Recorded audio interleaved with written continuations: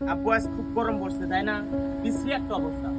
আমার কাছে কিছু টাকা আছে, এই টাকাগুলো রেখে দাও, পকেটে রেখে দাও, আমার হেঁটে ফেলে দিবা। না না, আমি এটা কখনো হারাবো না। তোর কষ্ট উপার্জন করা টাকা আমি কি হারাতে পারি? তুমি খুব ঢালাই আছো, আমি তোমার জন্য পানি নিয়ে আসি। এখানেই থাকো, আমি যাবো আর পানি নিয়ে চলে আসবো।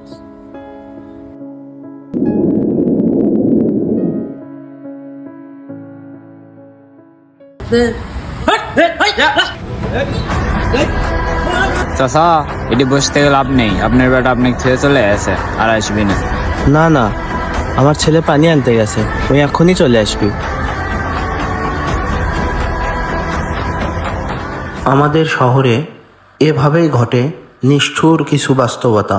যে বাবা তোমাকে জীবন দেখিয়েছে, আজ তুমি তাকে ভুলে গেছো।